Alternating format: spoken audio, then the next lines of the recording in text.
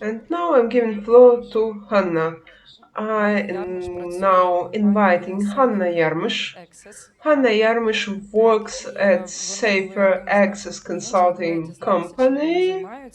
They were one of our customers, and when I learned what they were doing, I thought it would be really great to talk about it so more people are aware of their activities, especially since we have many charities, many NGO representatives present here, and I think Hannah's presentation will be really interesting for them. Thank you so much, Angela. Hello, everyone. I'm Hanna Yarmysh. I work at Safer Access. I'm training manager. It's one of our company's activities. I will talk more in detail about it. I don't have much time for my presentation, but I'll be staying here for whole day. So if you have any additional questions, I'll be happy to answer them during breaks. So if you want about myself, my name is Hanna. For 7 years, I have worked with international organizations. These are international organizations supporting people affected by armed conflicts. Normally, these are civilians. Humanitarian organizations always support only civilians. There are some other organizations that help both military and governmental agencies, but the organizations we work with are supporting civilians. Most of them have started to work in Ukraine back in 2014 in the eastern part of the country. I'm from the eastern part of the country myself, and I started to work there with the Red Cross. We were supporting people from frontline areas. This organization is stay active in the country and support civilian populations. There are various forms of aid, but these are people working in the most dangerous areas and offering aid starting from the basic needs such as food, water, hygiene needs, and up to damaged housing restoration, mental health support, and many other different activities. This brief presentation will be focused on helping you to understand what these helping professionals are dealing with, what risks they are facing. We will talk about both physical risks and psychological risks. I'm sincerely grateful to Angela and the team for inviting us to present here, and I'm grateful to Angela for meeting us once. They visited our office and helped our team to get trim manager and trim practitioner qualifications. So we are qualified, and now we are doing our best to popularize trim system with different organizations because we see that it's really efficient, it actually works. So let's talk more about our activities. A bit about our Safer Access company. It has been present in Ukraine since the very beginning of full-scale invasion, March 2022. Now, today in this hall, I have our director and co-founder Christian and my colleague Sophia. So we started to work in March 2022, and our activities were focused on supporting various organizations, not just humanitarian organizations, but also some development organizations, some mass media companies to safely travel to Ukraine, safely stayed here. We offered security follow-up to them and safely help them to travel to abroad or to safer parts of Ukraine. We have upscaled our activities now. We have several different directions. Our primary direction is hostile environment awareness trainings. Maybe some of you have heard about them. These are standardized trainings, standardized global training for humanitarian organizations and development organization employees and for civilians. They are facilitated globally. They are more or less standardized. Basically, this is a training where you are taught how to survive under shell fire, how to safely behave with unexploded ordnance, how to identify them, how to avoid them, to say the least, and other activity in addition to trainings. I will focus more later is a security follow-up for humanitarian organizations and development organizations in our countries present and operating here in Ukraine.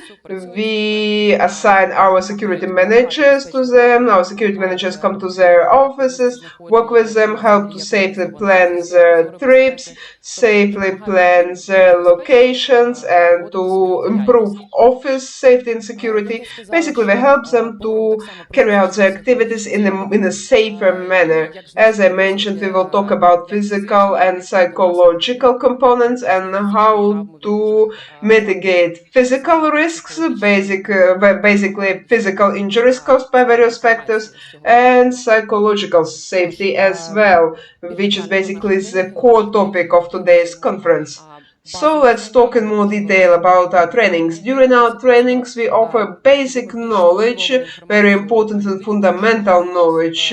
Sometimes we offer more structured information to people because many of us have worked in very hostile environment for many years, so we know a lot. We know how to respond to different threats. We know that some aircrafts are carrying Kinjal missiles, so we are well aware about these issues. So some of our participants just need more structured approach to sort everything out, while for other people it can be totally new information. So we train how to behave during shell fire, whether it's a missile strike, airborne missile strike, or it's artillery fire, mortar fire, which is very, unfortunately, very common experience for helping organizations because these people work very close to the front line, sometimes at the very front line. And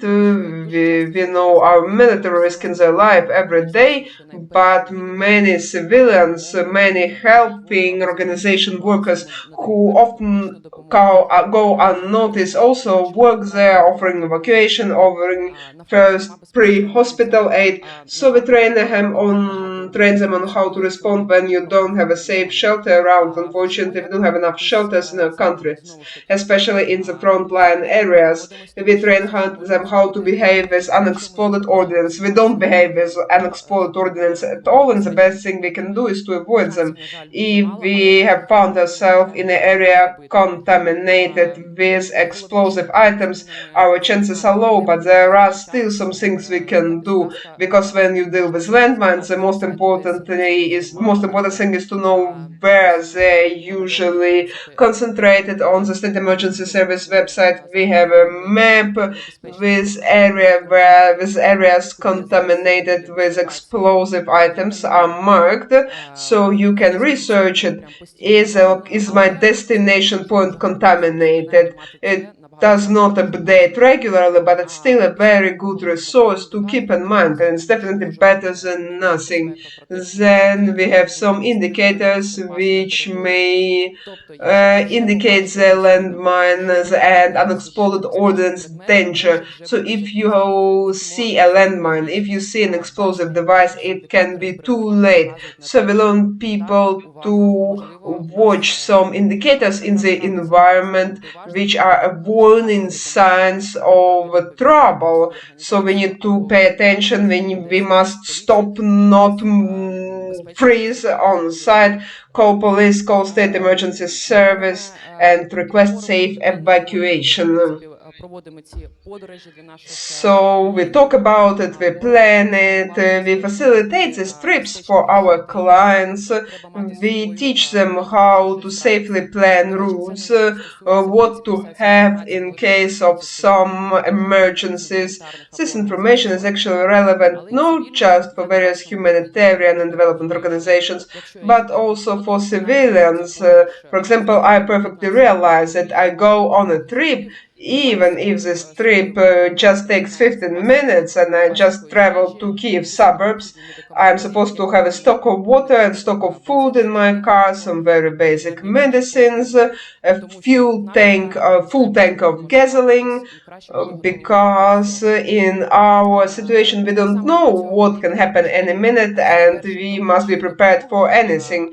We also practice some first medical aid skills, but we do it briefly usually because our training takes 3 days and and unfortunately 3 days are not enough to cover this medical component. We need much more time to train people as per first aid protocols, but we focus on the most critical, most important information, and we offer physical skills, how to help yourself, how to help your colleagues, how to help your family members. I mean, how to deliver this very first basic trauma management to minimize the risk of death and prepare for safe transfer to hospital. Even if you don't have a full survival training, so to say, each of us is supposed to have some very basic first aid training to how to help yourself, how to help your family members. I'm not even talking about helping society or coming to the incident sites and helping the casualties, because sometimes it's too dangerous. On these photos, you have a few examples of our trainings. During our trainings, we have both Ukrainians and employees from different countries working here for our citizens. They also provide help and support. It's even more difficult for them to adapt to our context because there is a language barrier. They're not well oriented in the context. They don't know the whole picture. So in this case, we're trying to provide them as much information as possible about the context of our environment, the proper behavior in our environment, because they're facing even higher risks, even more risks. And so, what are these risks? What are these risks faced by humanitarian and development organization employees? I think we have listed many of them. These are landmine contamination, shell fire, armed assaults. These armed assaults are not always perpetrated by military and reconnaissance groups.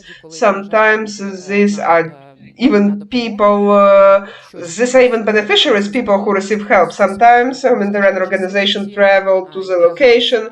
Some people are upset, some people don't like what's going on, and the crowd may get aggressive. And sometimes these humanitarian workers get in trouble despite their best intentions because their beneficiaries become aggressive towards them.